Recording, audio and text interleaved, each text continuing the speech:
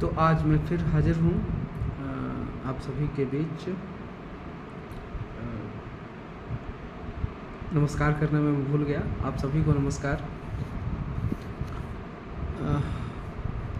दुनिया में हर कोई स्वयं से सबसे ज़्यादा प्रेम करता है। यदि कोई कहता है कि मैं किसी दूसरे से अधिक प्रेम करता हूँ तो शायद ये झूठ है, सबसे बड़ा झूठ है। तो उस कड़ी में मैं अलग कैसे हो सकता हूँ?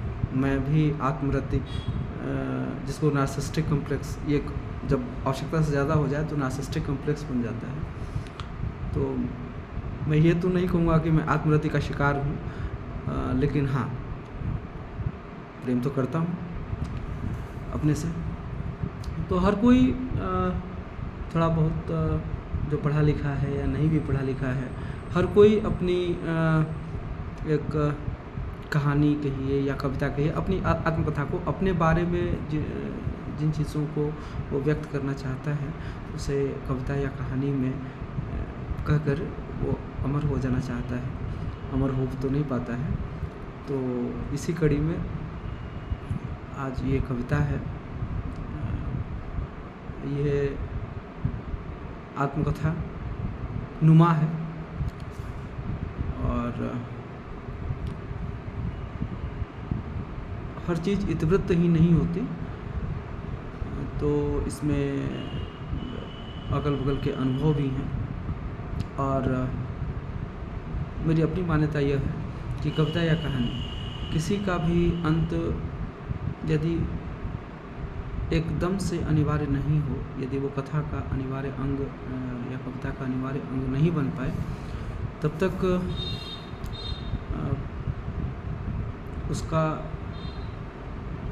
नकारात्मक अंत नहीं होना चाहिए। यानी किसी भी कविता को आप या कहानी को ख़त्म करें या उपन्यास को ख़त्म करें तो उसे एक पॉजिटिव एंड पे ही ख़त्म करना चाहिए, क्योंकि जीवन में पॉजिटिविटी ही जो है, सकारात्मकता ही है जो जीवन के लिए सबसे आवश्यक चीज़ है। ये तो नेगेटिव चीज़ें तो बहुत सारी बिखरी हुई हैं जीवन में, आपको निराश करने के लिए लाखों करोड़ों चीज़ें हैं, लेकिन पॉजिटिव एनर्जी देने वाली बहुत कम चीज़ें होती हैं आपके जीवन में। तो खैर, उद्देश्य बहुत हो गया। प्रस्तुत है ये कविता घर, शीर्षक है घर। बैठा हूँ ऑफिस में, कंप्यूटर स्क्रीन पर नज़रें गड़ाए, प्रवेश करते हैं चेहरे प्लास्टिक नुमा मुस्कान के साथ, नोच खाने को तत्पर। याद आती है दादी, मुन्ना, सोनू, राजा बेटा कहकर खिलाने वाली, उसको परेशान करता मैं। और दादी की दंतहीन मुस्कुराहट मानो कह रही हो, खेल लो बेटा, दिन ये लौट कर नहीं आएंगे। किचन की दरकती दीवारें, टूटी एस्बेस्टस की छत, दिए की रोशनी, लकड़ी का चूल्हा, तन्मय होकर खाना बनाती माँ कि टपक पड़ा सांप छत से, एक नज़र भर पुनः मगन। ध्यान दीजिएगा इन पंक्तियों पर, मैं कविता का प्रवाह रोक रहा हूँ। ये मेरी माँ की ही नहीं, हम लोग के युग में जो लोग 40-42 साल के हो गए हैं, उनके हम लोगों के युग में पलते बढ़ते हर एक स्त्री पुरुष की यही कथा है और उनकी माँओं की यही कथा है, जिनका पूरा ध्यान अपने बच्चों को, अपने परिवार की सही परवरिश और उसे पोषण देने पर केंद्रित रहता है। बाकी सारे खतरे बहुत ज़्यादा होते थे, अब तो बहुत कम होते हैं। बाकी सारे खतरे वो आए भी तो उनकी बहुत ज़्यादा परवाह उन माँओं को, बहनों को नहीं होती। तो स्त्री के प्रति श्रद्धा भी हमें अपनी जगह रखनी है। फिर आगे बढ़ते हैं।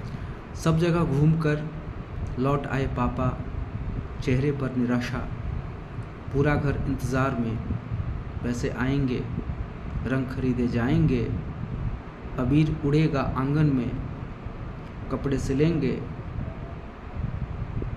पहनकर चमकाएंगे हम। गुस्सा होते हम पापा से, अनाप शनाप सुनाते हैं, क्षमा करना पिता, समझ नहीं पाए तुम्हें, अब पिता बने हैं, समझ पाते हैं तुम्हारी मजबूरियों। बीता इसी तरह बचपन, त्रिकोणमिति और बीज गणित सिखाते भोले पापा, अनुर्वर मस्तिष्क को खाद देने का लगातार प्रयास, सफल हो ही गए चाचा तुम। इसी तरह बीता बचपन, रेंगी युवावस्था, चेहरे कभी कभी हंसते, झगड़े होते लगातार, लेकिन गायब थी प्लास्टिक नुमा मुस्कुराहट, मकान घर लगता था, जीवन की गति समतल थी। क्या मिलेगी आम की बगिया, कहाँ हो चाम झूलन, मज़ा आता था तुम्हारी पगलेटी में। ऐ लड़की तुम कहाँ हो, बैठी हुई पीठ खुले हुए, धूल जमी हुई पीठ पर तुम्हारी सुंदरता मिल पाई क्या। खोजूंगा मैं, घर की तलाश करनी है मुझे, एक बड़ा घर समेटे सबको, माँ के गोद की मानिंद। धन्यवाद। यही कविता थी, आशा है आप सभी को पसंद आएगी। हम सभी के जीवन की यही कहानी होती है, सामान्यतः यही कहानी होती है। तो मैं किसी विशेषज्ञता का दावा नहीं करता, मैं सामान्य व्यक्ति हूँ और सामान्यता में ही विश्वास रखता हूँ। तो ये सामान्यता में विश्वास रखने वाली कविता है और सामान्यता को सामने लाती कविता है। तो आप देखें, सुनें और अपनी प्रतिक्रिया दें। बहुत बहुत धन्यवाद। नमस्कार।